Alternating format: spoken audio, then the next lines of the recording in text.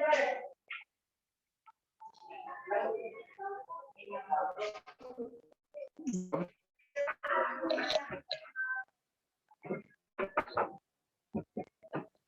Hello. हाँ sir आपने question भेजे थे। हाँ, उसमें वो तरीका काम क्यों नहीं कर रहा है? वो इंटीग्रेशन इसका थीटा साइन थीटा का क्या होता है? सर इसको आइलेट मेथड से किए थे। हाँ, तो कितना आ रहा है? Sir theta cos theta plus sine theta.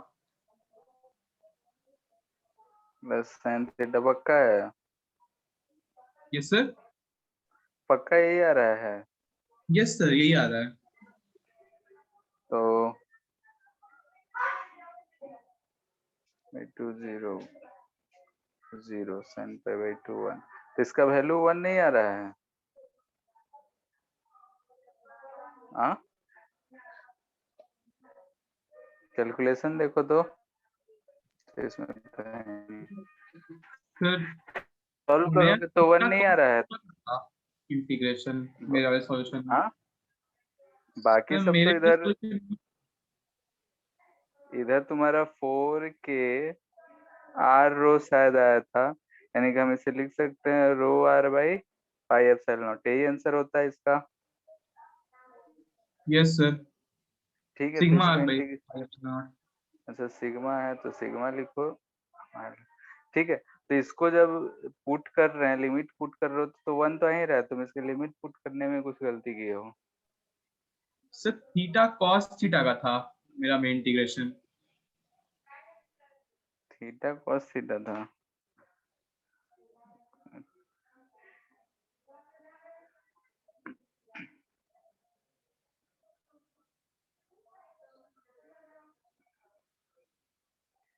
जब cos theta theta T theta, R को तुम कैपिटल आर कॉस थीटा रख दियो। अच्छा, sir 2r cos 2 theta. R cos theta, तो ठीक है। अच्छा, यहाँ पे थोड़ा बहुत गलती दिख रहा है। एलिमेंट लिए हैं जब, तो वो जो हम आर डी थीटा लिखे हैं, ठीक है, वो सही है? सर हम्म, सॉल्यूशन में तो dr लिख के किया था, लेकिन सर वही जानना है r थीटा लिख के क्यों नहीं कर सकते हैं? जब हम आर डी थीटा लिख रहे हैं और बहुत छोटा है, तो दोनों आर जो है सेम रहेगा, मुझको लग रहा है डिफरेंट आएगा, इसीलिए चेंज हुआ है। Yes sir. ठीक है, क्योंकि एलिमेंट लिए हैं तो इसमें थोड़ा बहुत चेंजेस आ जाएगा, और थोड़ा सा की बात ही कर रहे हैं, तो इसलिए एलिमेंट लेने में ही गड़बड़ हुआ है। ठीक है, तो लेकिन r d थीटा लेने में गलती क्या है? दोनों तरफ रेडियस जो है चेंज हो जाएगा ना थोड़ा बहुत। एक तो हम स्मॉल डिस्टेंस ले ही रहे हैं, तो स्मॉल एंगल के लिए ले ही रहे हैं, और सर उसमें दोनों भी हम तरफ चेंज होगा मतलब? जैसे ये आर आर लिए है ना रेडियस, जैसे यस सर। ऐसा है, तो यहाँ से हम ये रेडियस और ये रेडियस दोनों आपस में बराबर होगा क्या? थोड़ा डिफरेंस रहेगा। थोड़ा डिफरेंस रहेगा, और हम बराबर लिखेंगे तो थोड़ा बहुत, हम एक तो बहुत ही पतला सा एलिमेंट ले रहे हैं, उसमें भी अगर हम डिफरेंट क्रिएट करेंगे तो आंसर में डिफरेंस तो आना चाहिए। तो लेकिन dr भी लेंगे उसका थिकनेस, तब भी तो डिफरेंस रहेगा ही। डी आर लेंगे तो इससे हम आर ही रख रहे हैं ना, डी आर ही रख रहे हैं, और आर का रिलेशन 2 आर साइन थीटा आ रहा है ना, कितना आ रहा है, कॉस थीटा आ रहा है, तो यहाँ से फिर हम डी आर लिख रहे हैं, 2 R sine theta D theta. तो ये चीज समझ नहीं आया कि r d थीटा में लिखने में रेडियस का डिफरेंस आ रहा है, लेकिन dr में क्यों नहीं आ रहा है? यहाँ पे तो हम डायरेक्टली कर रहे हैं ना, मैथ्स में अब क्या करते हैं वो तो तुम लोग जानते हो। आर से डी आर जाते हैं तो कुछ लिमिट वाले से ही डिफ्रेंसिएशन आता है ना। Yes sir. तो वहीं से कुछ आता है, हम लोग तो डायरेक्ट फॉर्मूला यूज करते हैं। और पहले भी बोले थे कि एलिमेंट लेने में बहुत जगहों पे जो दिया रहता है वही याद रखना है। पहले ही बताए थे शायद 11th में कि एक बुक यस ही सर। आता है कि हाउ टू टेक एलिमेंट्स, तो एलिमेंट लेने में जो स्पेशल होता है उसे ध्यान में रखना है। ठीक है, थोड़ा बहुत भी गलती करेंगे तो आंसर गड़बड़ हो जाएगा। सर लेकिन ये तो बहुत नए टाइप का केस है, इसमें कैसे पता चलेगा कि क्या सही रहेगा? ठीक है, तो नया है तो नया सीखने को मिला और क्या। यस ठीक है, सर। हमें तो बाकी जितना भी प्रोसेस है उसमें हमको एक एलिमेंट देख के बाकी और कोई तो दिक्कत नहीं लग रहा है। ठीक है, क्योंकि एलिमेंट के अलावा और कोई कैलकुलेशन या मेथड कोई भी गलत नहीं है। Yes sir. ठीक है, अच्छा, और कोई दिक्कत?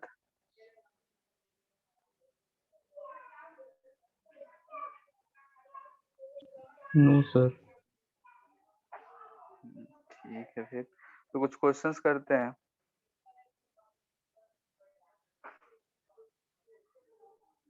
और इसका इंटीग्रेशन क्या आएगा? Theta cos theta D theta का theta sine theta plus cos theta, ये आएगा क्या? Yes sir. ये सब भूल गए हम।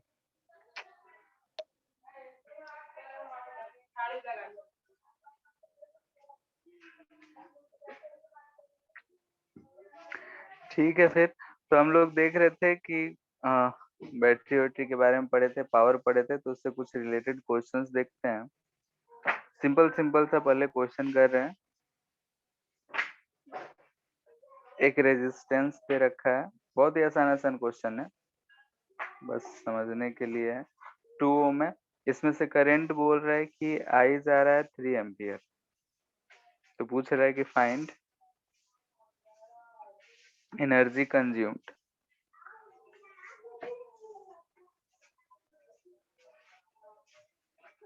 इन 2 सेकेंड।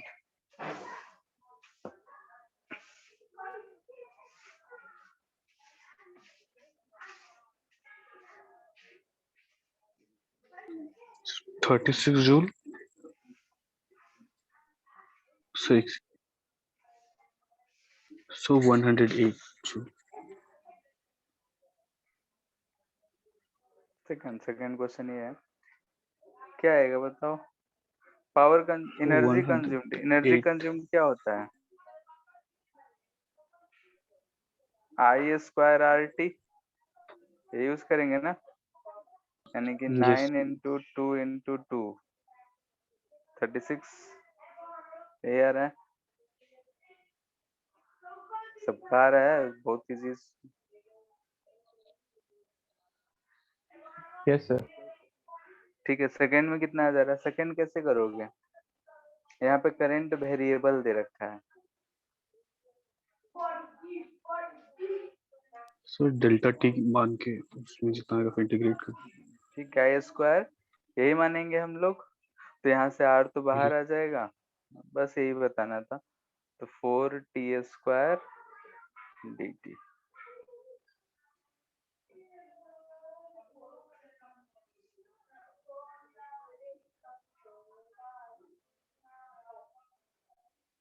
उठ करके सॉल्व कर लेंगे।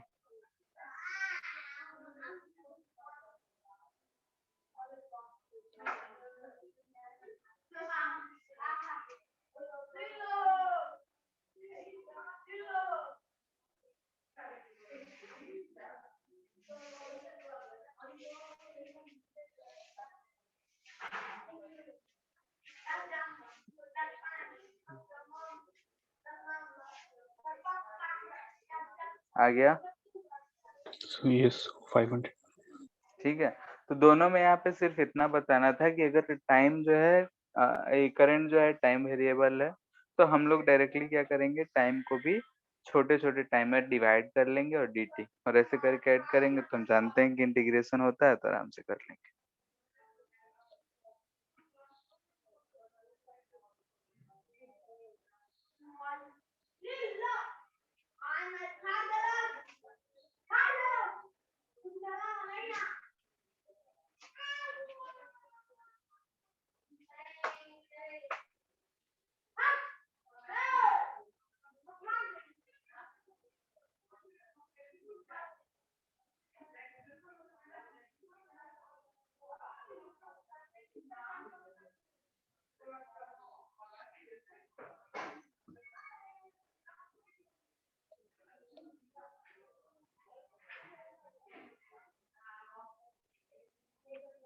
Find power in each resistance.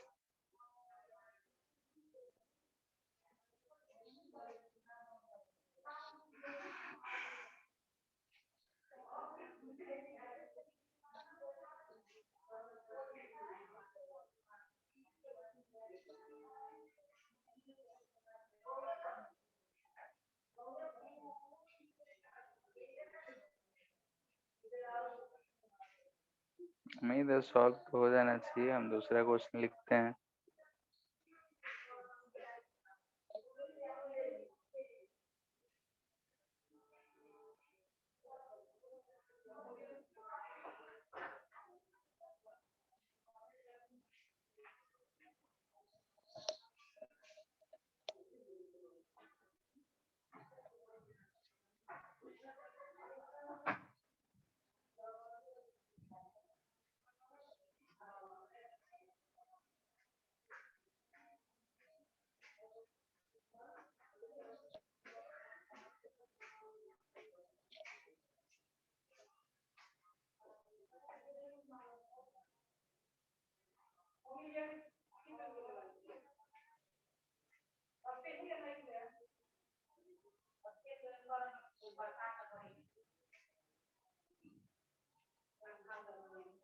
आ गया पहला।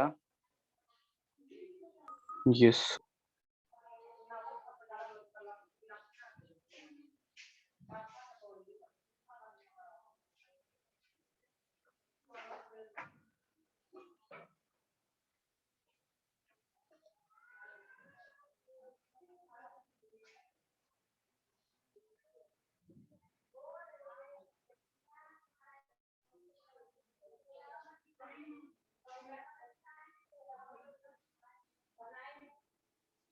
पहला में किसी को दिक्कत? चलो सॉल्व कर देते हैं। क्या करना है, जैसे कि हम लोग पहले करंट पता किए हैं, करंट पता चल जाएगा तो P इक्वल टू क्या होता है, ये स्क्वायर आर होता है, फाइंड कर लेंगे। करंट सब रेजिस्टर्स के क्रॉस फाइंड कर लेना है बस। तो 6 और 3 का 2 होता है, 2 2 4 और 4 4 2, यानी कि यहाँ से 5 एम्पियर करंट जा रहा होगा, सबको दिख रहा है। इधर से 2.5, इधर से भी 2.5 गया होगा, ठीक है।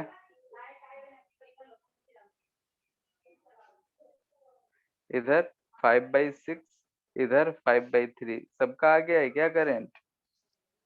Yes sir. Yes sir. किसी का जो नहीं आया हो तो पूछ सकता है। करंट हर रेजिस्टेंस के क्रॉस पता है, पावर निकालना है तो हम पावर जानते हैं इस पर आर होता है, करंट पता है तो उसमें हम फाइंड कर सकते हैं, ठीक है। बाकी का काम खुद से कर लेना है। हो गया तो एक क्वेश्चन करो।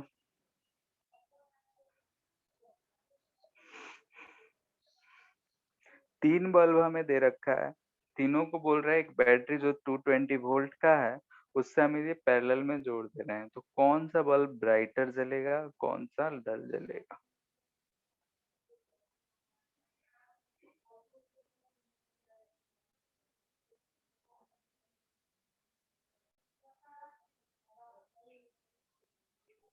सर जिसका हम्म, रेजिस्टेंस कम होगा वो ब्राइटर चलेगा। कैसे एक्सप्लेन उसमें कैसे कर करंट, उसमें करंट ज्यादा फ्लो हो रहा है और सारे पे पोटेंशियल तो सेम है। जिसमें ज्यादा करंट बहेगा सर वो बेटर फ्लो करे, ग्लो करेगा। सर तो पावर इसका जैसे कि सबसे कम है अगर 50 ग्लो वाट। का बात करेंगे तो ग्लो वही करेगा जिसका रेजिस्टेंस कम होगा। रेजिस्टेंस कम होगा, ठीक है।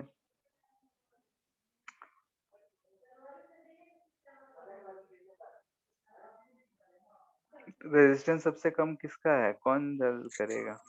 50 वाट। 50 का रेजिस्टेंस कम है, ध्यान से देख के बोलो।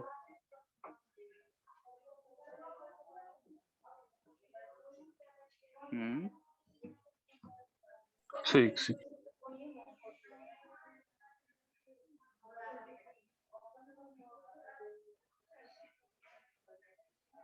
सो 200 वॉट। ठीक है, देखो जैसे कि यहाँ पे अगर हम देखें तो सबका पोटेंशियल अगर लिखते हैं तो यहाँ 0 0, यहाँ पे V वोल्ट, सबके क्रॉस वोल्ट तो पोटेंशियल सेम है। पावर जो होता है वो V² R होता है। V अगर सेम है तो यहाँ से हम बोल सकते हैं power is inversely proportional to radius. ठीक है, एंड ब्राइटनेस की अगर बात की जाए, ठीक है, तो ब्राइटनेस जो होता है पावर से रिलेटेड होता है। ठीक है, और जिसमें जितना करंट जाएगा जितना उतना पावर होगा। तो यहाँ पे अगर हम बात कर रहे हैं तो करंट किस में ज्यादा जाएगा? सो ए में। ठीक है, तो अगर हम यहाँ पे ब्राइटनेस की अगर बात कर रहे हैं तो करंट, सबसे पहले हम करंट की बात करें तो करंट जो होता है क्या होता है? इनवर्सली प्रोपोर्शनल टू रेडियस ही होता है। भी सब में यस सेम सर। है, तो जिसका I equal to V by R लिखते हैं, तो V अगर सेम है तो करंट 1 बाई आर होगा। तो यहाँ पे P जो है इनवर्सली प्रोपोर्शनल टू रेडियस है, यानी कि हम यहाँ से बोल सकते हैं कि radius inversely proportional to P। ठीक है, यानी कि जिसका P सबसे ज्यादा उसका रेडियस सबसे कम। यानी कि अगर हम RA RB C में अगर बात करें तो यहाँ से हम बोल सकते हैं कि RA sir radius RB, is resistance. अच्छा रेजिस्टेंस, सॉरी, RA RB और RC में सबसे ज्यादा कौन होगा? पावर आर जिसका सी। सबसे कम वो सबसे ज्यादा, यानी कि यहाँ से हमें रेजिस्टेंस में मिल गया। अब करंट, करंट जिसमें ज्यादा, क्योंकि पोटेंशियल सेम है तो करंट जिसका ज्यादा होगा उसमें ज्यादा पावर एनर्जी कंज्यूम होगा। ठीक है, I² इंटू आर करेंगे तो जिसमें करंट सबसे ज्यादा उसमें ब्राइटनेस होगा। तो यहाँ से हम इनवर्सली प्रोपोर्शनल देख रहे हैं, तो यहाँ से हम बोल सकते हैं कि ब्राइटनेस जो है वो ए में सबसे ज्यादा होगा। ठीक है, उसके बाद बी में, फिर सी में। सर सीरीज में, हाँ सर इसमें तो हम लोग डायरेक्टली भी कमेंट कर सकते हैं ना कि power equals to V into I होता है। तो V तो कांस्टेंट हाँ है, तो जिसका सबसे ज्यादा पावर होगा उसका ब्राइटनेस होगा। हाँ, ठीक है, brightness directly proportional to power भी होता है, जिसमें पावर सबसे ज्यादा कंज्यूम होगा उसमें होगा।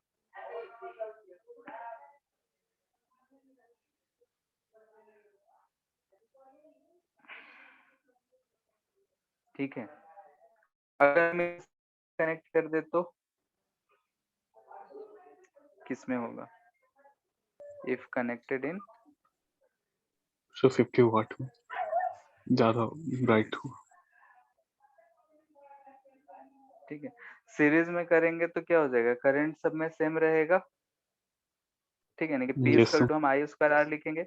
इस केस में पावर जो है डायरेक्टली प्रोपोर्शनल टू रेजिस्टेंस है, जिसमें पावर ज्यादा उसका ब्राइटनेस ज्यादा। तो रेजिस्टेंस सबसे ज्यादा किसमें है? C में। तो इसमें अगर हम ब्राइटनेस लिखेंगे तो लिख सकते हैं कितना? C सबसे ज्यादा, फिर B, फिर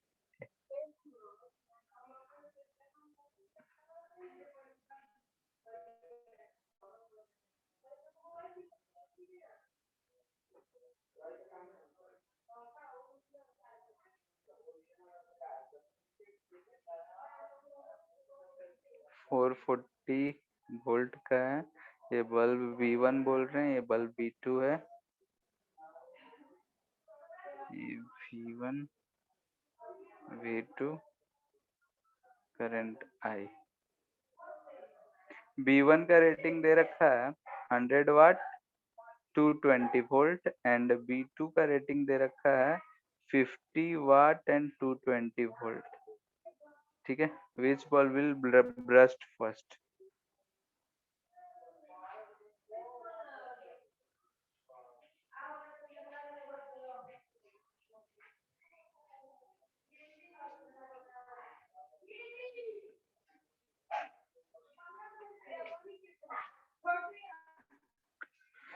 ठीक है, दो बल्ब है, मतलब दे रखा है कि इसे हम 440 वोल्ट से सीरीज में कनेक्ट कर रहे हैं, तो कौन सा बल्ब जो है पहले फूटेगा, यानी कि पहले फ्यूज होगा?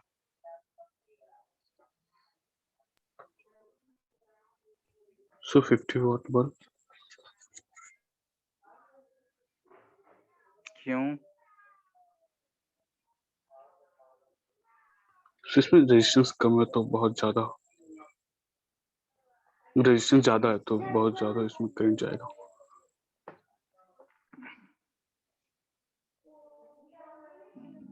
करंट सीरीज में है तो दोनों में तो सेम रहेगा, सीरीज में है ना। Yes sorry sir, potential potential check करेंगे सीरीज में है तो। यहाँ पे अगर ध्यान से देखो तो V1 प्लस V2 क्या होना चाहिए, 440 होना चाहिए।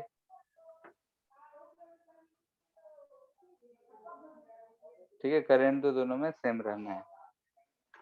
अगर हम रेजिस्टेंस की बात करें इन दोनों में, तो रेजिस्टेंस किसका ज्यादा होगा, R1 या R2? पावर जिसका कम उसका रेजिस्टेंस ज्यादा, यही होगा। Yes sir. ठीक है, यानी कि रेजिस्टेंस ऑफ 2 जो है वो ग्रेटर है, बल्ब 2 का रेजिस्टेंस ज्यादा है, तो हम बोल सकते हैं कि यहाँ पे कि R2 if R2 is greater than R1, this implies that कि V2 और V1 में कमेंट करेंगे तो V2 जो है ग्रेटर देन V1 होगा। ठीक है, यानी कि V2 ग्रेटर है। अब दोनों का सम 440 है, दोनों बराबर तो हो नहीं सकता है, बराबर हो नहीं सकता है, तो यहाँ से हम कह सकते हैं कि V2 जो है ग्रेटर देन 220 वोल्ट पे वर्क कर रहा है, जबकि इसका रेटिंग है कि ये 220 पे ही काम कर सकता है, तो पहले कौन फटेगा, यानी कि V2 विल बेस्ट। क्लियर है? इसे काम करना है यस 220 वोल्ट पे, हम उससे ज्यादा वोल्ट प्रोवाइड कर रहे हैं यहाँ पे, तो उससे ज्यादा वोल्ट प्रोवाइड करेंगे तो यही क्या होगा, फट जाएगा।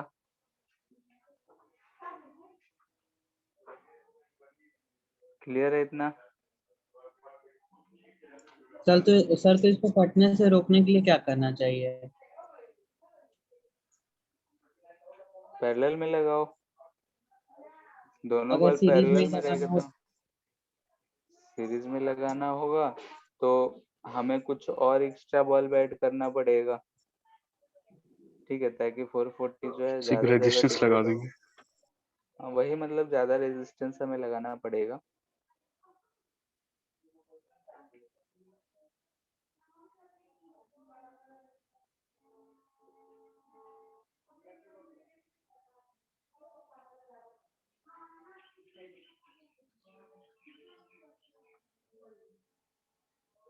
ठीक है, एक चीज है कि कहावत है, कहावत क्या है घर में, जैसे कि बोला जाता है कि बल्ब को ज्यादा देर तक जला के मत रखो, जलते रहेगा तो फ्यूज हो जाएगा, कहा जाता था, खास करके पहले वाले बल्ब के लिए। Yes sir. ठीक है, यानी कि bulb fuses when it is on for long time. Why?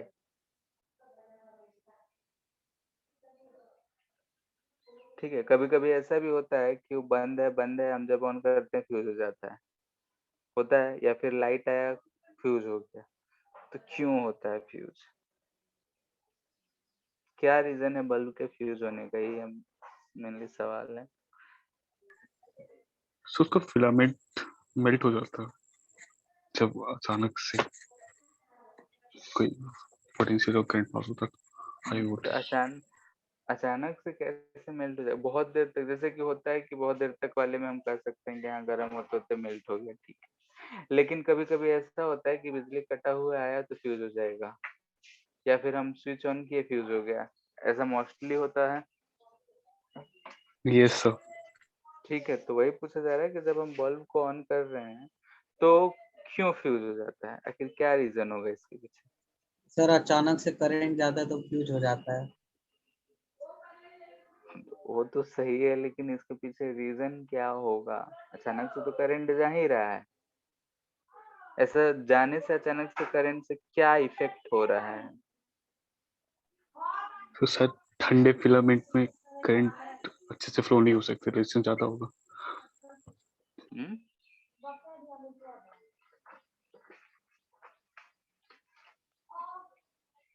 जैसे हीट से ही रिलेटेड है, मैंने है कि फिलामेंट टूटने का मतलब वही एक मेल्ट कर गया। तो यहाँ पे सिंपली अगर हम देखें तो एट टी इक्वल टू 0, यानी कि जैसे ही हम स्विच को ऑन करें, ठीक है, तो ऑन किए तो हीट शुरू होगा, यस सर। ठीक है, और वो हीट होगा तो रेजिस्टेंस पे क्या इफेक्ट पड़ेगा, यानी कि जैसे ही हीट शुरू हुआ तो हीटिंग से रेजिस्टेंस बढ़ता है, रेजिस्टेंस यस सर। का इंक्रीज करेगा, सिंस रेजिस्टेंस जो है depends on temperature, yes sir. ठीक है। तो एक तो ऐसा है कि लंबे समय तक है तो हीटिंग होता है तो टेम्परेचर बढ़ता है, मेल्ट हो जाता है, वो अलग।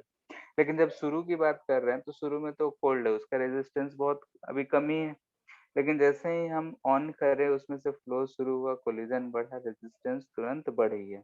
अब रेजिस्टेंस बढ़ा तो पावर पे क्या इफेक्ट, पावर में क्या कमेंट कर सकते हैं, एंड वी तो कांस्टेंट रहेगा, क्योंकि हमारे घर में जो सप्लाई आता है, सारे हम लोग जितने भी डिवाइसेस होते हैं सब पैरेलल में ही कनेक्ट करते हैं, ठीक है।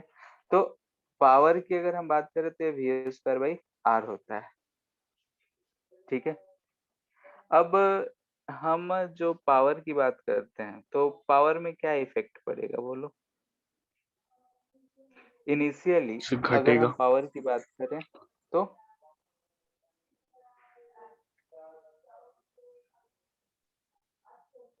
इनिशियल क्या होगा, V square by R. Highest होगा, यस सर। हाईएस्ट, ठीक है, पावर इनिशियल हाईएस्ट होगा, और आगे जैसे जैसे देखेंगे तो with R increase in R power decreases, ऐसा बोल सकते हैं। तो बस इतना में ही हमारा कहानी छिपा हुआ है। शुरू में क्या है, रेजिस्टेंस सबसे कम होता है क्योंकि हीट नहीं होता है, जैसे हम ऑन कर दिए तो धीरे धीरे वो हीट होना शुरू होगा, और हीट होगा तो रेजिस्टेंस जो है बढ़ेगा, रेजिस्टेंस बढ़ेगा पावर कम हो जाएगा, तो चलते रहेगा। लेकिन शुरू में जैसे ही हमने ऑन किया उस समय उसका पावर जो है बहुत ज्यादा होता है, तो तुरंत ही उसमें क्या होगा, ऐसा इफेक्ट पड़ता है कि वो तुरंत ही मेल्ट हो जाता है। लेकिन इनिशियली अगर वो इस झटके को वो सह पाता है तो जलता है, अगर सह नहीं पाता है तो क्या होता है, क्या बोलते हैं उसको, फ्यूज हो जाता है, ठीक है। तो हम ऐसा कर सकते हैं कि जैसे ही हम किसी भी बल्ब को ऑन करते हैं तो उसमें रेजिस्टेंस जो है घटने लगता है, रेजिस्टेंस बढ़ने लगता है, पावर घट जाता है, तो आराम से चलता है। लेकिन इनिशियली हम देखें तो इनिशियली सबसे ज्यादा पावर कंज्यूम्ड होता है, और इसी वजह से वो फ्यूज हो जाता है। क्लियर है? तो जो प्रॉब्लम है वो पुराने बल्ब में क्यों ज़्यादा फ्रीक्वेंटली होता है? पुराना वाला बल्ब में वो जो फिलामेंट यूज करते थे इसलिए, अभी तो एलईडी यूज होता है ना, तो एलईडी का तो कंसेप्ट ही अलग है। नहीं सर, मतलब वही पुराना वाला बल्ब जो उसको हम लोग नया नया लगाएंगे तो फिर ये चीज़ नहीं होता है, लेकिन जब वो पुराना हो जाता है फिर ये चीज़ ज़्यादा फ्रीक्वेंटली होता है। हाँ हाँ, पुराना हो जाता है तो क्या होता है, हीट की वजह से उसके कुछ डिटोरिएट होता है, मटेरियल कर सकते हैं, ठीक है। बार बार किसी चीज को हम गर्म कर ठंडा कर रहे हैं, उसको क्या बोलते हैं,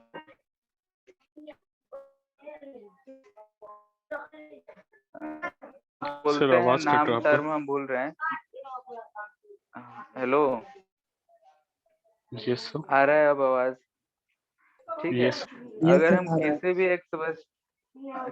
भी एक सबस्टांस को हम ठंडा और गर्म करते हैं तो उसे कुछ कहते हैं, ठीक है, नाम हम भूल रहे हैं, क्लिंचिंग कुछ कहते हैं, याद नहीं आ रहा है, क्विंचिंग, ठीक है। तो उससे क्या होता है कि मटेरियल में थोड़ा बहुत का डिटोरिएशन हो जाता है, तो उस वजह से वो थोड़ा क्या कहते हैं, जो हमारा टंगस्टन का फिलामेंट होता है वैसे ही पतला होता है, थोड़ा वो कमजोर हो पड़ जाता है, ऐसा कह सकते हैं, और इस वजह से ऐसा हो जाता है, ठीक है। समय लंबे समय से क्या होता है, कोई भी चीज यूज करते हैं तो उसमें थोड़ा बहुत डिफेक्ट आ ही जाता है।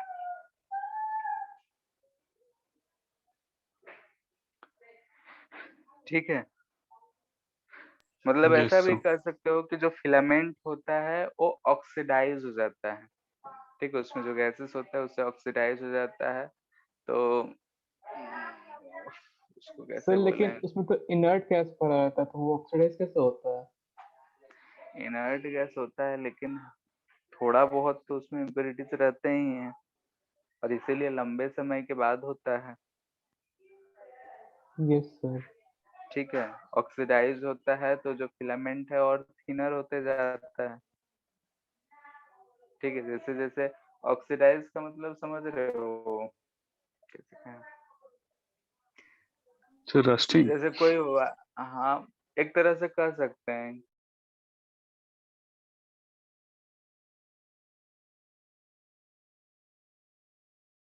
रहता है मेटल जो होता है पहले वो शाइनिंग होता है लेकिन ऑक्सीडेशन के बाद व्हाइटिश टाइप का हो जाता है, देखो क्या कभी,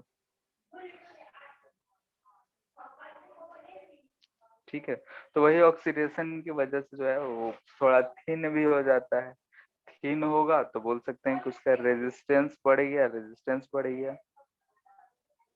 ठीक है, तो पावर उसका घटेगा, और लंबे समय तक यूज करते हैं तो धीरे धीरे धीरे धीरे करके वो खत्म हो जाता है।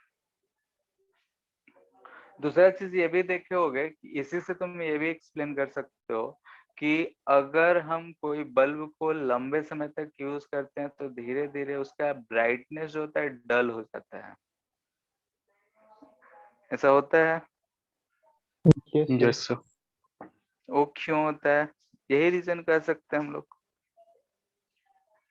ठीक है, कि अगर हम लंबे समय तक यूज कर रहे हैं तो क्या होगा, ऑक्सीडेशन तो होगा ही, कोई भी मटेरियल है अगर टेम्परेचर हीट कर रहे हैं तो ऑक्सीडाइज होता है, तो ऑक्सीडेशन होगा,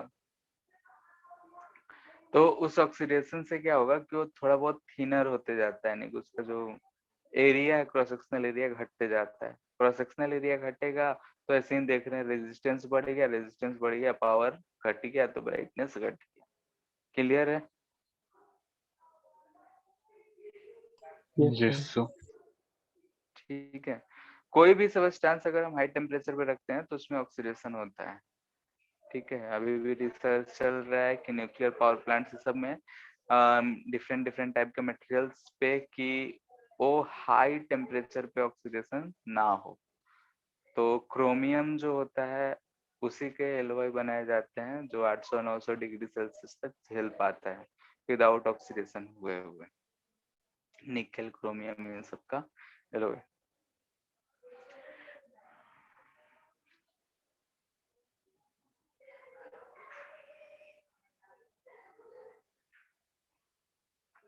अच्छा सर एक अलॉय का चीज तो और है, मेल्टिंग पॉइंट हम्म, तो उसका। डिपेंड करता है ना क्या चीज का एलॉय है, यस सर। ठीक है, अगर टंगस्टन है, सिर्फ टंगस्टन है तो 3300 डिग्री सेल्सियस शायद होता है उसी के आसपास में, तो टंगस्टन क्रोमियम निकल इन तीन चीजों को मिला के जो एलॉय बनता है वही जो है हाईली, मतलब कि ज्यादा टेम्परेचर तक ऑक्सीडेशन को रेजिस्ट कर पाता है, तो शायद अभी जो यूज में है उसमें टंगस्टन का मात्रा ज्यादा है, निकल का मात्रा ज्यादा है, क्रोमियम का कम है, ठीक है, तो क्रोमियम का ज्यादा करके बनाने से वो जो मटेरियल था वो स्ट्रॉन्ग नहीं हो पाया था, तो उस पर अभी रिसर्च चल रहा है, ठीक है, हम लोग भी गए थे तो क्रोमियम का ही बनाए थे, सर कहाँ गए थे? Bhabha atomic research centre Mumbai, जब कॉलेज में थे?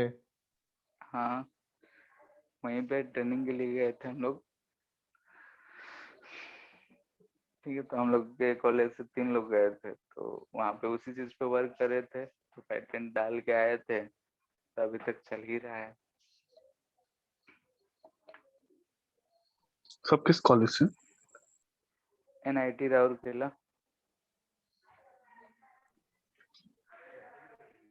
ठीक है, यस तो सर। क्या पूछ सर रहे तो थे अभी, इधर रिसर्च सेंटर नहीं है कहीं? इधर जैसे जहाँ पे जो चीज का है वैसा ही नहीं रहेगा, इधर था सेल है, टाटा है, इस सब में भी चलता है R&D।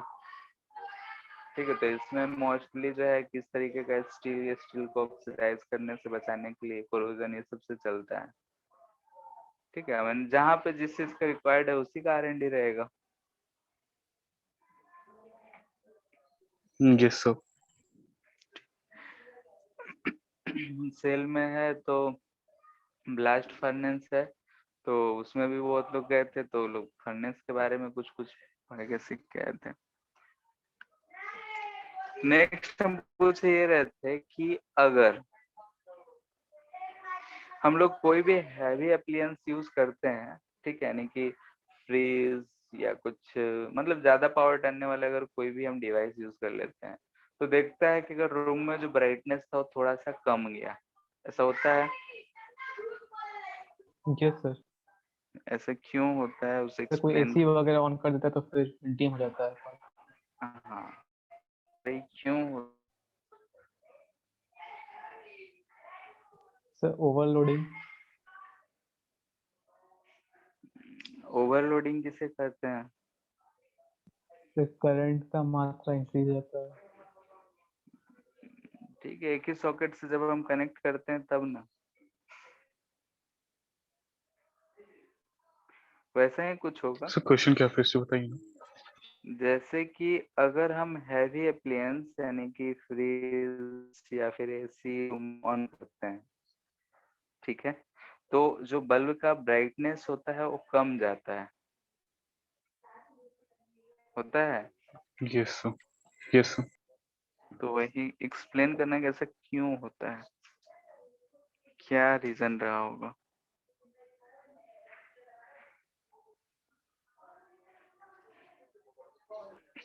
सर जो अभी ऊपर था क्वेश्चन दिया आपने, सर जो हैवी अप्लायंस होता है उसका पावर ज्यादा ऑपरेट होता है, तो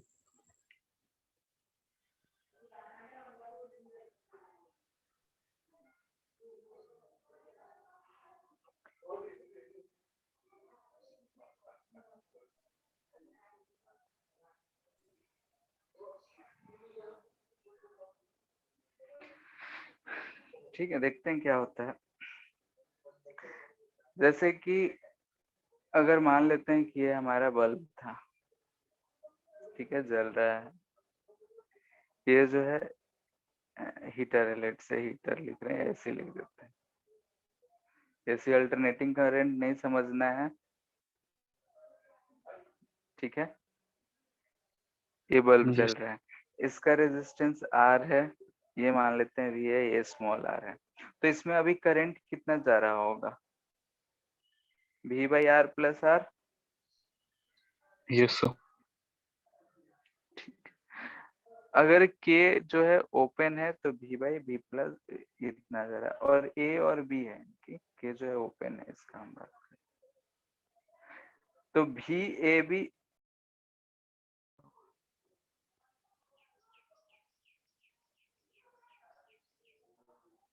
VAB कितना कर सकते हो?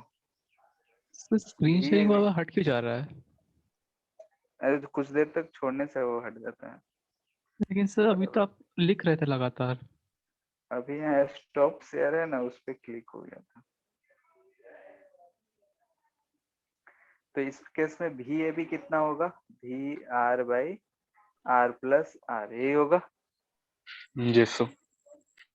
लेकिन अगर हम स्विच को क्लोज कर देते हैं, K इज क्लोज्ड, तब क्या होगा बताओ? ये क्लोज हो गया, इसका हम रेजिस्टेंस R डैश कुछ है, ठीक है, ये तो R से ज्यादा है, तो क्या होगा बताओ? R इक्विवेलेंट जो होगा लेस देन तो R आएगा, इतना तो बात जान मानोगे, यस सर। क्योंकि ये जो है हम ग्रेटर है, एसी या फिर हीटर कुछ भी हम यूज कर रहे हैं तो उसमें हम ज्यादा ही रेजिस्टेंस होगा एज कम्पेयर टू बल्ब, तो R इक्विवेलेंट जो है लेस देन हमारा R आ रहा है, ठीक है। तो इस केस में अगर हम करंट की बात करेंगे तो ये क्या हो जाएगा? V/R इक्विवेलेंट प्लस R, ठीक है। ये करंट जो है इसे हम So small r. ये करंट जो है ये पहले वाले करंट से ज्यादा होगा या कम होगा? So ज्यादा होगा। ये ज्यादा होगा करंट आई। ठीक है,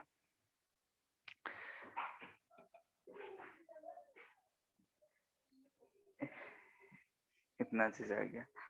अब यहाँ पे हमें एक चीज और देखना है कि V A B equal to V R इतना है। इस बैटरी के क्रॉस भी ए बी का अगर हम लिखेंगे तो वी ए बी क्या लिखेंगे? V minus I into R लिखेंगे। Yes sir. जो बैटरी पोटेंशियल प्रोवाइड कर रहा है ये भी ए और बी जैसा ही पोटेंशियल होगा, तो ये हम ये दोनों चीज लिख सकते हैं, एक बल्ब के अलोंग और एक यहाँ पे बैटरी के अलोंग। ठीक है, सेकेंड केस में कितना होगा? अगर हम सेकेंड केस में वी ए बी बैटरी के लिए लिखें तो क्या लिखेंगे बताओ जल्दी? V minus I dash r. I dash into R. अच्छा आई डैश, ठीक है। अब V dash here V A B dash और वी ए बी में अगर हमें कंपेयर करने के लिए बोला जाए तो कौन सा ज्यादा है कौन सा कम है?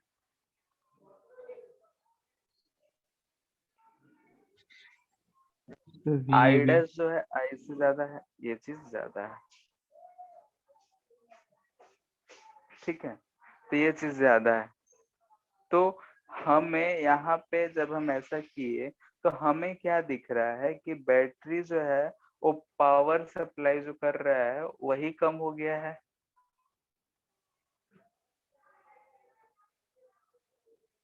ये पोटेंशियल लिखते हैं पावर में, सप्लाइड बाय बैटरी, जहां हमें जरूरत है वहां पे क्या हो रहा है डिक्रीज होता हुआ दिख रहा है। इसलिए हमें क्या दिखता है कि ब्राइटनेस जो है वो घट गया होता है। क्लियर है? यहाँ पे हमने क्या देखा कि अगर हम कोई भी एक ऐसा हीटर या फिर हैवी वाला चालू करते हैं, थोड़ा बहुत अगर रिलेटेबल रहता है तो उतना कोई फर्क नहीं पड़ता है, लेकिन एक का रेजिस्टेंस बहुत हाई है, बल्ब का बहुत कम है, जब हम ऑन करते हैं तो देखते हैं कि जो पूरा हमें ओवरऑल पोटेंशियल मिल रहा था बैटरी से वही घट गया है, इसलिए ब्राइटनेस कम हो जा रहा है। अगर हम लोग अगर आइडियल बैटरी यूज करें जिसका इंटरनल रेजिस्टेंस 0 हो तब कोई फर्क पड़ेगा? No sir. No sir. ठीक है, यानी कि इफ आर यानी कि इंटरनल रेजिस्टेंस 0 होगा, दिस इंप्लाइज दैट क्या इंप्लाई दोनों आपस में बराबर रहेंगे, यानी कि ब्राइटनेस विल बी सेम। ठीक है, जितना पहले ब्राइटनेस था उतना ही बाद में रहेगा अगर इंटरनल रेजिस्टेंस हमारा।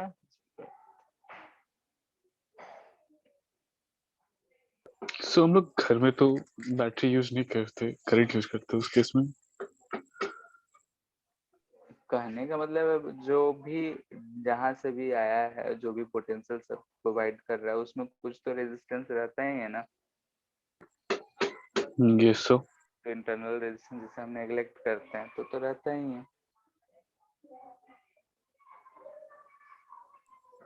दूसरा चीज ये भी सवाल ही है कि लॉन्ग डिस्टेंस अगर पावर ट्रांसमिशन होता है तो हाई वोल्टेज होता है, ऐसा क्यों?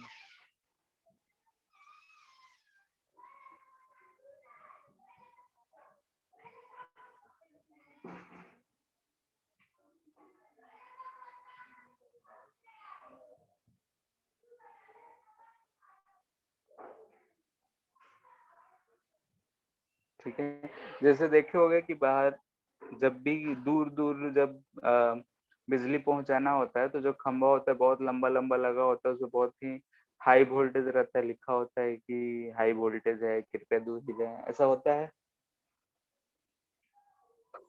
Yes sir. ठीक है, तो क्यों होता है वही यहाँ पे रीजन। सब पावर अगर कांस्टेंट है तो लॉन्ग डिस्टेंस पे वैसे भी रेजिस्टेंस ज्यादा होगा, लेंथ से डायरेक्टली प्रोपोर्शनल रेजिस्टेंस, और तो अगर पावर कांस्टेंट है तो वी को भी ज्यादा होना पड़ेगा।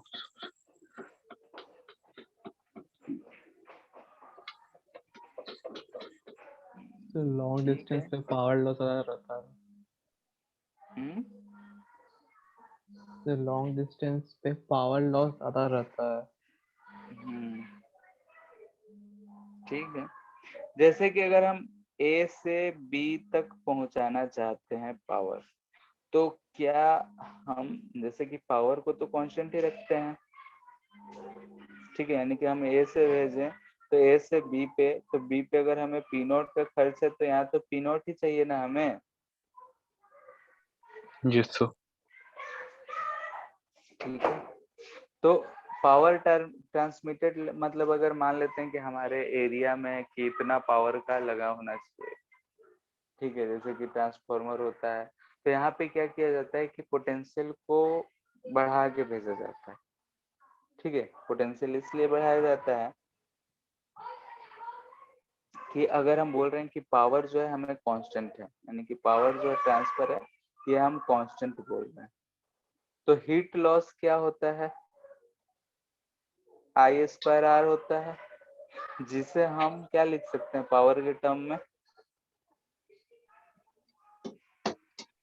पी नॉट जो होगा ये वी इंटू आई होगा, हम सर पी, रेजिस्टेंस को कंसीडर, ठीक है, तो वी आई के टर्म में I equal to P naught by V लिख सकते हैं, तो P naught square by V square into R हम लिख सकते हैं। ये यस सर। रेजिस्टेंस जो है, यानी कि जो वायर है इसका रेजिस्टेंस आर है, ठीक है। पी नॉट हमारा कांस्टेंट है, रेजिस्टेंस जो था और रहेगा ही, ठीक है।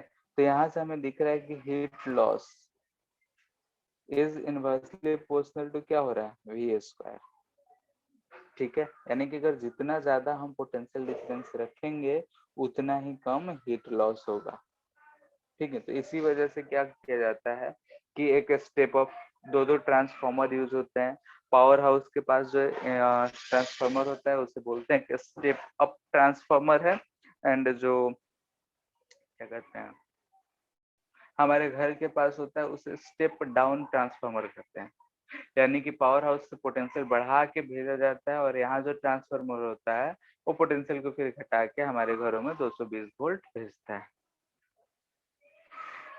क्लियर है इतना?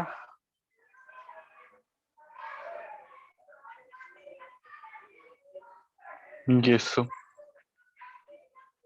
ठीक है, फिर ये सब कुछ जनरल टाइप के क्वेश्चन है। इसके बाद है कॉम्बिनेशन ऑफ, सर आवाज कट रहा आपका। हेलो, आ रहा है क्या? सर आवाज यस नहीं सर। कट रहा था, हाँ, आवाज उस टाइम भी नहीं कट रहा था आपका।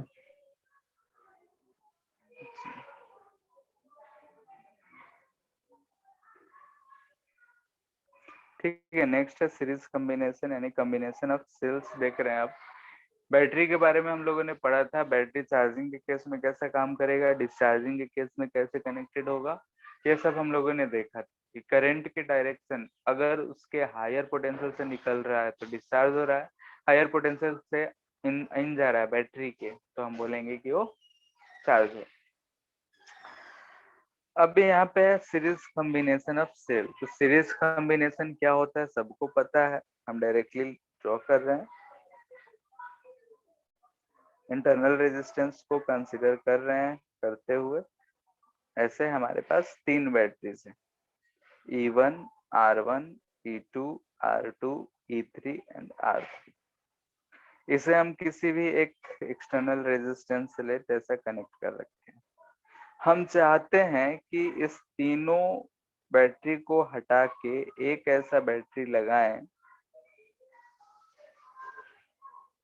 कि हम सेम रेजिस्टेंस अगर रखें तो हमारा जो है करंट इसमें से सेम बहे, यानी कि अगर यहाँ भी करंट आई है इसमें भी करंट आई ही, ठीक है। यानी कि ऐसा हम चाहते हैं कि इन तीन सेल्स को हटा के हम सिर्फ एक ऐसा सेल यूज करें ताकि हमारा जो करंट रहे सेम रहे उस रेजिस्टर के क्रॉस। क्लियर है? इतना बात में कोई दिक्कत? No sir. ठीक है, बोलते रहो, नहीं तो पता चलता है कि आवाज ही नहीं गया। तो यहाँ से I equal to equivalent by R equivalent हमें मिल रहा है, ये एक इक्वेशन हमें मिल रहा है। फाइनली हम इसमें भी I को ही फाइंड करेंगे और उससे हम दोनों को कंपेयर कर लेंगे। तो हमें इसमें I फाइंड करना है क्योंकि वही हमें एक सेम चीज दिख रहा है। तो हियर इन लूप, ठीक है, अगर हम इस लूप में घूमते हैं, फिर से ABCD लूप है तो यहाँ से हम घूम रहे हैं, ठीक है, कहीं भी एक जगह से शुरू करके घूम सकते हैं। तो हम यहाँ से शुरू कर रहे हैं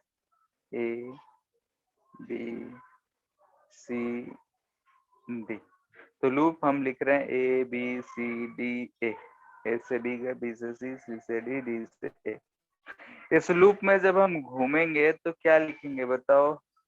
करंट ऐसे बह रहा है, करंट के डायरेक्शन से KVL यूज करना है। A से चले तो हमें R3 रेजिस्टेंस दिख रहा है, minus I into R3 plus E3, बोलते जाओ,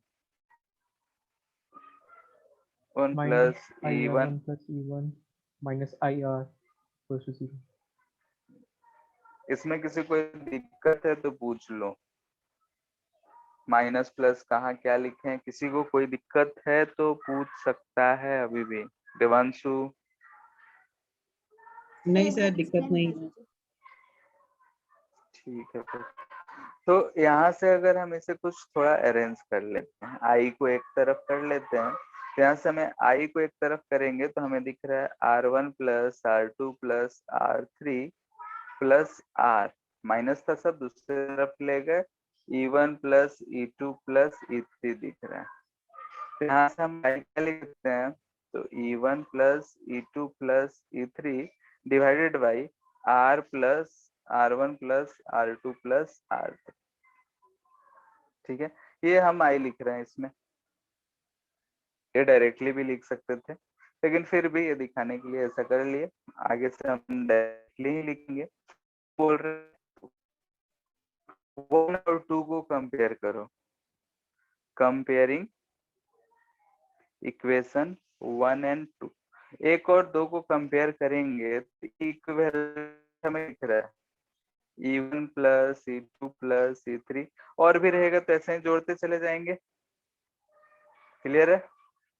एंड R इक्विवेलेंट जो है वो yes sir. R1 plus R2 plus R3, यानी कि जैसा कि सीरीज में दिख रहा है वैसे ही सीरीज कनेक्शन में ऐड करते। तो ये जो है हमारा सीरीज में अगर रहेगा बैटरी सब, तो उसे हम ऐसे कनेक्ट कर सकते हैं।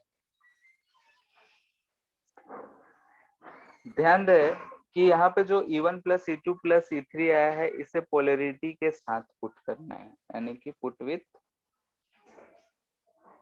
Considering polarity.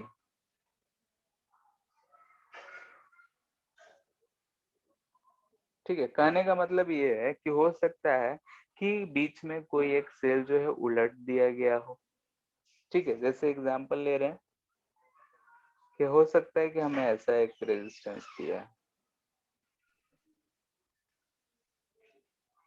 ठीक है, आर दो बैटरीज है, इसे हम बोल रहे हैं E1 R1 E2 R2 ये R। तो इसमें अगर हम E इक्विवेलेंट लिखेंगे, ठीक है, तो E इक्विवेलेंट अगर हम E2 को पॉजिटिव मानते हैं तो हम इसे लिखेंगे E2 माइनस E1।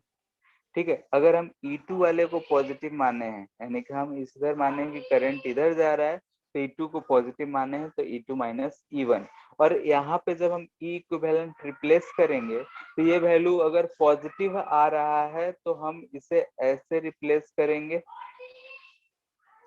ठीक है, यानी कि ऐसा, यानी कि ये जो E इक्विवेलेंट आया ये अगर ग्रेटर देन 0 है तो, या फिर ऐसे रिप्लेस करेंगे, यानी कि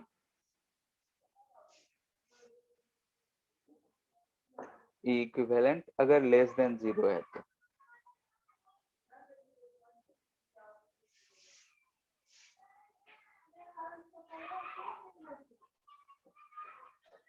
क्लियर है? बात समझ आ रहा है? यहाँ पे हम थोड़ा ऊपर कीजिए ना।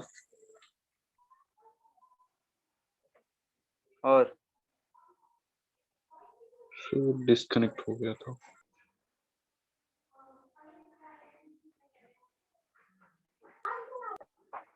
हो गया। यस। ठीक है, यहाँ पे ये बात समझ आया कि अगर हमारे पास इससे बैटरीज कनेक्टेड मिल जाए, पोलरिटी उल्टा है तो E2 माइनस E1 हम लिखते हैं। E2 को हम पॉजिटिव माने हैं, अगर इसका वैल्यू पॉजिटिव आ रहा है तो हम ऐसा बनाएंगे, यानी कि E2 जैसा इक्विवेलेंट लिखेंगे। अगर निगेटिव आ रहा है तो E1 जैसा इक्विवेलेंट लिखेंगे। बात क्लियर है? क्या सर?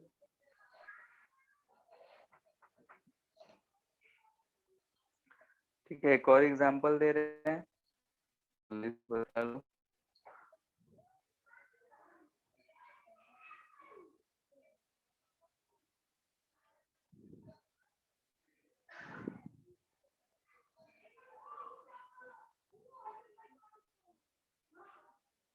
ठीक है, ये 6 वोल्ट है, 2 ओम, 2 वोल्ट, 1 ओम। ये 1 ओम, ये सब क्या है? इंटरनल रेजिस्टेंस दे रखा है। ये 4 वोल्ट है, 1 ओम। तो करंट निकालना है, आई कितना होगा इसमें और किस डायरेक्शन में बहेगा। तो कुछ एक्स्ट्रा रेजिस्टेंस नहीं है,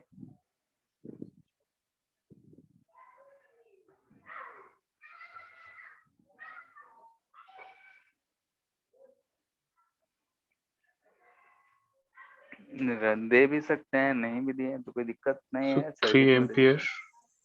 ई इक्विवेलेंट क्या लिखेंगे बताओ?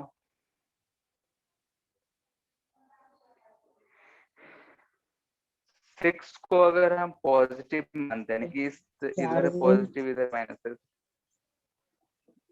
4 वोल्ट। ठीक है, जैसे कि अगर हम इधर पॉजिटिव और इधर निगेटिव माने, यानी कि करंट को हम मान रहे हैं ऐसा फ्लो हो रहा है, तो हम इसको अगर पॉजिटिव मान रहे हैं तो 6 माइनस 4 प्लस 2 यही लिखेंगे, यानी कि 4 वोल्ट। 4 वोल्ट हम मान रहे हैं और ये पॉजिटिव आ रहा है, यानी कि करंट का डायरेक्शन जो होगा इसी डायरेक्शन में होगा। आर इक्विवेलेंट अगर हम पता करें तो इसमें तो 1 प्लस 1 डायरेक्टली 4 ओम, तो करंट अगर हम लिखेंगे तो 4/4 यानी कि 1 एम्पियर डायरेक्शन जैसा शो करें।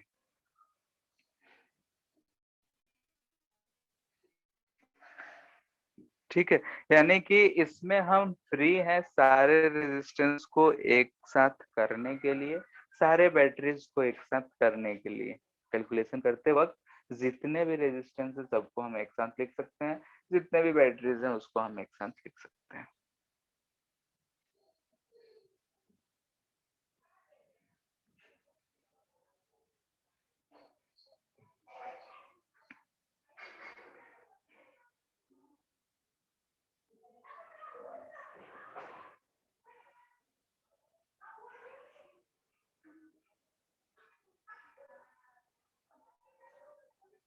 ठीक है, अगर n सिमिलर सेल्स कनेक्ट कर देंगे तो E इक्विवेलेंट क्या होगा बताओ?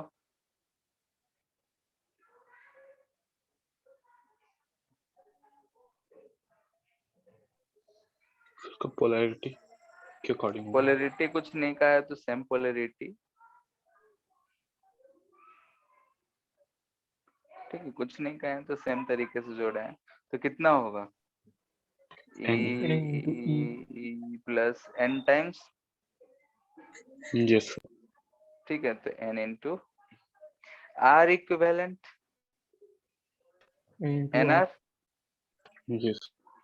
ठीक है, अगर हम बाहर वाला रेजिस्टेंस आर रखे तो वहां से हम करंट लिख सकते हैं NE by R plus N R. खैर, सेकेंड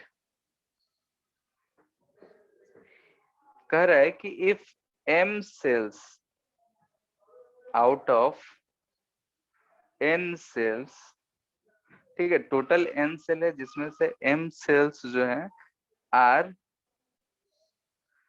रिवर्स्ड, ठीक है, n पोलरिटी, पोलरिटी जो है हम रिवर्स कर दिए, देन ई इक्विवेलेंट कितना होगा एंड आर इक्विवेलेंट कितना होगा।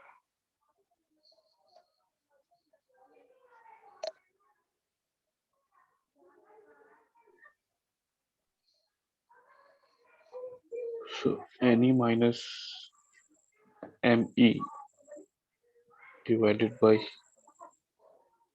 M plus NR. N minus M E, ये कर रहे हो, ई को कॉमन ले Yes. लिए और अरे और So R equivalent N plus M R N, N plus M. M R, ये और किसी का, दोनों गलत है। सर आर इक्विवेलेंट तो एनआर ही होगा ना।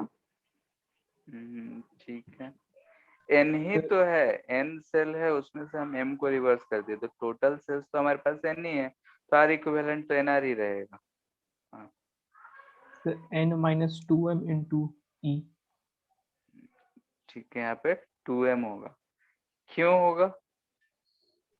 कि n minus m सेल्स का पोलैरिटी है वो सेम है और m सेल्स का उल्टा है, तो n minus m का हम लोग सब में प्लस प्लस प्लस प्लस लेंगे और बाकी जो m है उसमें सब में हम लोग माइनस माइनस माइनस माइनस लेंगे। ठीक है, जैसे n सेल्स तो है ही हमारे पास, उसमें से m को हमने रिवर्स कर दिया तो पॉजिटिव में तो हमारे पास n ही आया। जैसे कि हम एक एग्जांपल ले, हमारे पास 5 सेल्स थे, 5 सेल्स में हमने 2 सेल्स का पोलरिटी चेंज कर दिया। क्लियर है, दिख रहा है यहाँ पे 5 सेल्स हैं, सारे इक्वल है, 2 को हमने चेंज कर दिया तो 5 माइनस 2 आ रहा है, या फिर देखते हैं यहाँ पे 3 है पॉजिटिव तो ये 3 माइनस 2 आ रहा है। इसका मतलब ये हुआ कि 5 यानी कि n माइनस m, ये तो हमारा पहले हुआ और m जो है फिर कैंसल आउट कर दे रहा है, तो टोटल हम क्या लिखेंगे, n माइनस 2m लिखेंगे। बात समझ आ रहा है? Yes, sir. सर प्लीज एक ठीक बार ये है, वाला बता दीजिए। m को तो हमने पहले ही उल्टा कर लिया तो सीधा कितना बचा, n माइनस m। हाँ सर समझ गया आप। अब फिर इसमें से जो m था वो तो इसमें से भी तो कैंसिल आउट कर रहा है 2 को, यहाँ पे अगर 2 रखे हैं तो 2 को तो ये कैंसिल आउट भी कर रहा है, नहीं कि m जो हम रिवर्स में करें इसके m को तो और घटा भी रहा है, तो और एक माइनस m रखेंगे तो इसलिए कितना आ रहा है, n माइनस 2m। क्लियर है? Yes sir. ठीक है, तो इस चीज का ध्यान रखना है कि यहाँ पे क्या लिखा है कि m को n में से हम हटाए, ऐसा नहीं लिखे हैं कि n सीधा है और m उल्टा है। उस केस में जो है पहले जो रवि आंसर दिया था वही होता। ठीक है, ठीक है, इसके बाद देखते हैं क्या मजा है।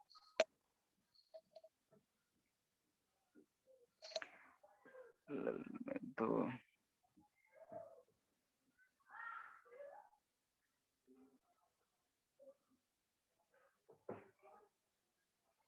पैरेलल कॉम्बिनेशन देख ही लेते हैं।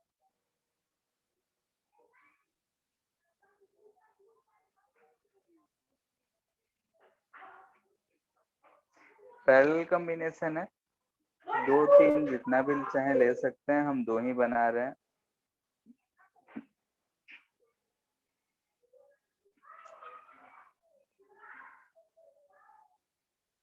ऐसे हमारे पास कनेक्शन है, E1 R1 इंटरनल रेजिस्टेंस है, E2 R2 इंटरनल रेजिस्टेंस है, R एक्सटर्नल रेजिस्टेंस। हम फिर से ये चाहते हैं कि इन दोनों रेजिस्टेंस को हटा, दोनों ये बैटरीज को हटाकर एक ही बैटरी यूज करें, ताकि जो हमारा E इक्विवेलेंट, ये R इक्विवेलेंट और ये R रहे, करंट इससे I ही पास करे जो करंट पहले पास करता था। तो यहाँ से I अगर लिखेंगे तो E equivalent by R plus R equivalent लिखेंगे। तो इसी इक्वेशन से हमें फिर से कंपेयर करना है इसमें करंट पता करके। ठीक है, तो इसमें हम लोग करंट पता करते हैं।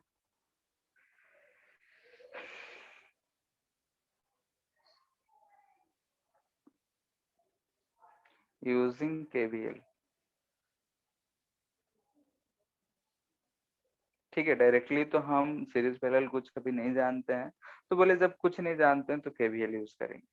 तो हम मान लिए इधर आई आया है तो इधर I1 और इधर I2 आया होगा। तो हम इस राउंड से ऊपर वाले सर्किट से अगर हम घूम के आए तो हम लूप में घूम रहे हैं थ्रू ईच बैटरी। तो हम ऊपर वाले फॉर फर्स्ट बैटरी हम लिखना चाहेंगे, ठीक है, लूप कंसिडरिंग फर्स्ट बैटरी को हम कंसिडर करते हुए लिख रहे हैं, ए से चल रहे हैं फिर ए पे आ रहे हैं, तो क्या लिखेंगे बताओ, minus I1 R1 plus E1 minus IR minus is E. Equal to, ठीक है। यस सेकेंड लूप से considering second loop, second battery को कंसिडर करते हुए क्या लिखेंगे, minus R2I2 plus E2 minus I2 और R2 minus plus E2 RI minus IR equal to 0। ठीक है, तो हमें I का पता करना है, तो यहाँ से हम I1 हम कितना लिख मिल रहा है हमें,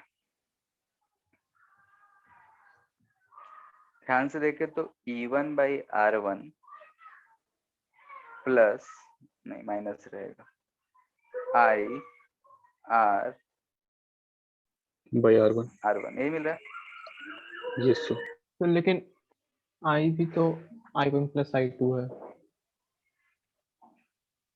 ठीक है, तो I फाइंड करेंगे तो उसके बाद में इधर लेते आएंगे। और यहाँ से अगर हम I2 लिखे तो क्या है, E2 by R2 minus IR by R2।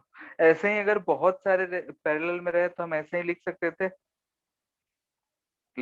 तो यहाँ से हमें क्या दिख रहा है, अगर हम सबको जोड़ दें, ऐड कर दें, तो इधर भी हम डायरेक्ट लिख दें कि I आएगा, yes sir. I1 plus I2 I। Yes sir. इधर क्या यस आएगा, E1 by R1 plus E2 by R2 minus, यहाँ से हम I कॉमन ले ले रहे हैं, R भी कॉमन ले ले रहे हैं, 1 by R1 plus 1 by R2। जितने भी रेजिस्टेंस रहते हैं इसमें एडअप होते चले जाते, किसी को दिक्कत, नो दो की सर। जगह 3 कर दे, 4 कर दे, तो ऐसा ही चलते जाएगा। तो यहाँ से हमें क्या दिख रहा है, I वाले को एक तरफ ला रहे हैं तो I 1 plus R 1 by R1 plus 1 by R2 equal to E1 by R1 plus E2 by R2, ये मिल रहा है। यानी कि यहाँ से हम लिख सकते हैं I equal to R1 plus E2 by R2 divided by 1 plus R 1 by R1 plus R2।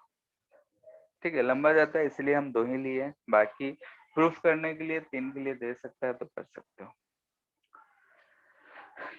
अभी अगर हम इससे कंपेयर करें तो कंपेयर लायक हुआ है क्या, अभी नहीं हुआ है। यहाँ पे हमें R प्लस R इक्वल है, लेकिन यहाँ पे 1 प्लस R समथिंग है, तो यहाँ पे हमें R को फ्री छोड़ना है, तो हम क्या करेंगे, ऊपर नीचे 1 by R1 plus 1 by R2 से डिवाइड कर दें, बोलो यस सर। हेलो। सर नीचे तो यहाँ R से हम को ऐसा ऐड और सब्ट्रैक्ट क्यों नहीं किए? किसको, नीचे R को ऐड और सब्ट्रैक्ट क्यों नहीं किए? तो ऐड और सब्ट्रैक्ट करने से ऊपर से हो जाता है, वहां पे हमें क्या दिख रहा है, I equal to E equivalent by R plus R equivalent, ऐसा हमें लिखना है। तो इसमें हम R जोड़ के सब्ट्रैक्ट कर दे तो कुछ क्या फर्क पड़ जाएगा, कुछ होगा क्या?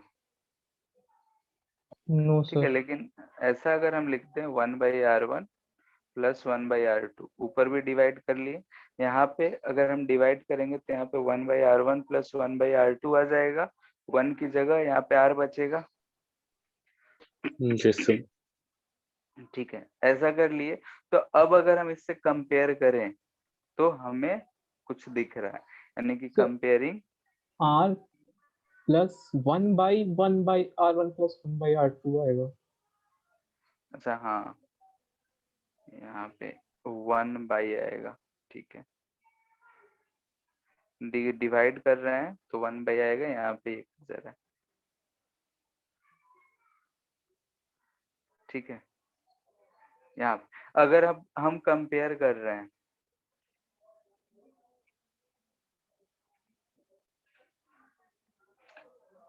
तो क्या मिलेगा?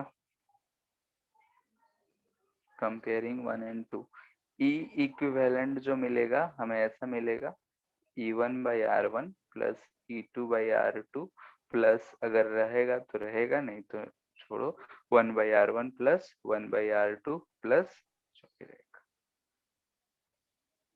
ठीक है। एंड R इक्विवेलेंट अगर हमको लिखना है तो R इक्विवेलेंट हमें दिख रहा है कि 1/1/R1 प्लस 1/R2 प्लस ऐसा है, तो हम इसे इस तरीके से लिख लेंगे, याद रखेंगे, जैसा कि पैरेलल में होता था 1/R1 प्लस 1/R2 प्लस, ठीक है। इसमें भी देखना है कि पोलैरिटी सेम तरीके का है कि नहीं। अगर बैटरी उल्टा है तो पोलैरिटी के साथ ही पुट करना है, put sign as polarity, considering polarity,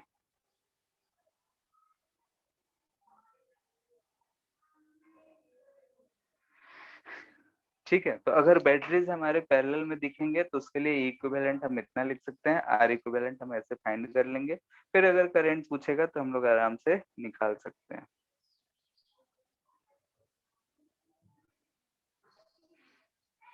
clear है इतना? Yes sir. ठीक है। इसमें अगर कहे कि if n similar cells are connected,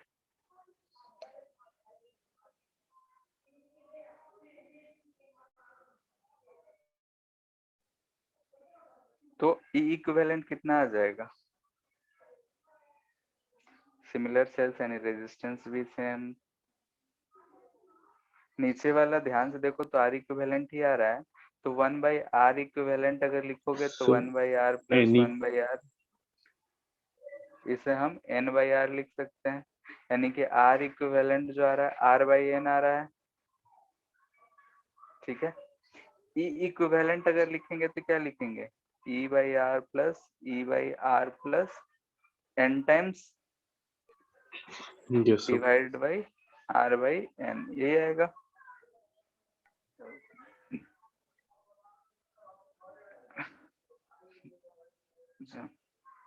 So n/R. n/R 1 है, ठीक है, 1/R इक्विवेलेंट है तो n/R, तो ऊपर आया Ne/R डिवाइड बाई n/R, ये हमें E ही मिल रहा है, बात सही भी है, Parallel combination. ठीक है। पैरेलल में है, सारे सेम है, तो ये मिलेगा ना हमें, सबके क्रॉस Yes sir. पोटेंशियल मिलेगा, और R equivalent.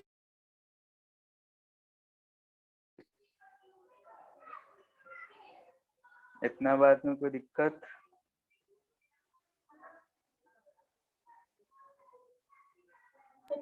No sir.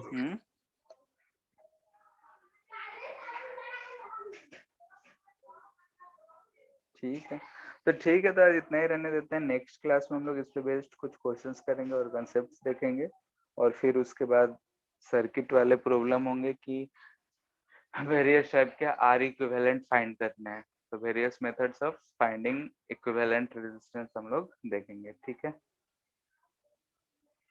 Yes sir. Sir RC circuit और लास्ट में, ठीक है, वो होने के बाद लास्ट में जो बचेगा वो हमारा आरसी सर्किट ही रहेगा, ठीक है। Sir homework. Yes sir. Thank you sir. Sir इसके बुकलेट में कुछ ज्यादा सेल्फ क्वेश्चन नहीं है? ज्यादा नहीं है मतलब? सर इसमें काफी ज्यादा क्वेश्चन, सिर्फ थ्योरी काफी कम है और सिर्फ क्वेश्चन ही है पूरे बुकलेट में। हाँ तो सर्किट सॉल्व करना है, कैपेसिटेंस वाले में हम लोग सर्किट सॉल्व किए नहीं है, तो उसके भी मिक्स करके इसी में दिया हुआ होगा। ठीक है, आरसी सर्किट है, थ्योरी में ज्यादा नहीं है, लेकिन सर्किट वाले क्वेश्चन बहुत ज्यादा मिलेंगे, तो इसलिए क्वेश्चन बढ़ जाता है इसमें। सर होमवर्क आज का आज अभी में तो कुछ खास नहीं मिलेगा। ठीक है, देखते हैं।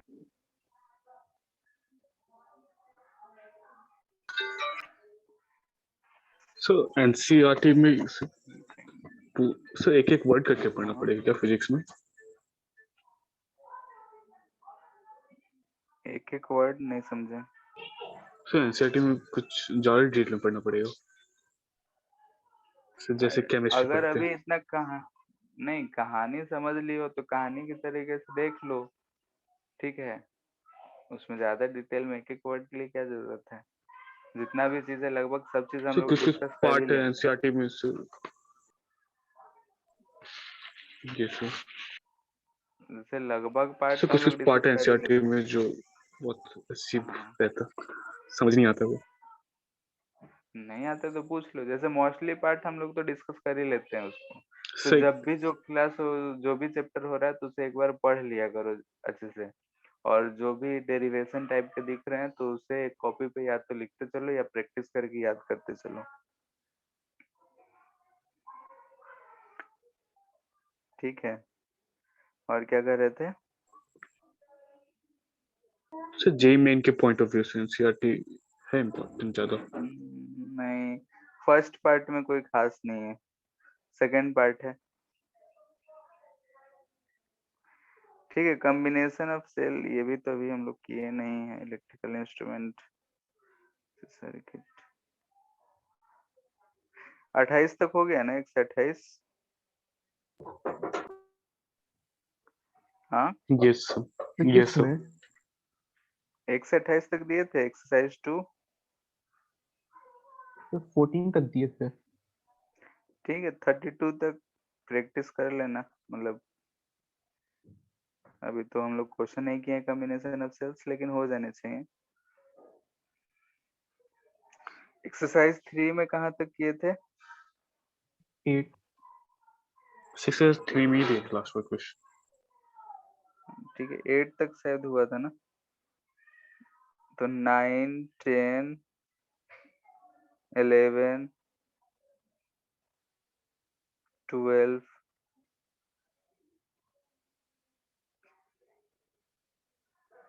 सर स्क्रीन नहीं 13 दिख रहा। 14। ठीक है, क्वेश्चन बोल रहे हैं, लिखते जाओ। जैसे 8 था तो 9 से लेकर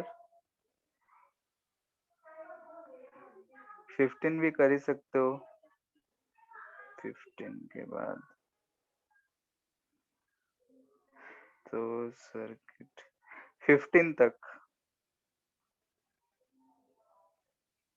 सर 2 में क्या था? 32 तक। यस इसमें 15 तक कर लेना है। इधर इधर अभी रहने दो। सब्जेक्टिव सेक्शन बी में कर सकते हो, 6 7 फर्स्ट 1 फर्स्ट सेकेंड थर्ड भी लग रहा हो जाएगा,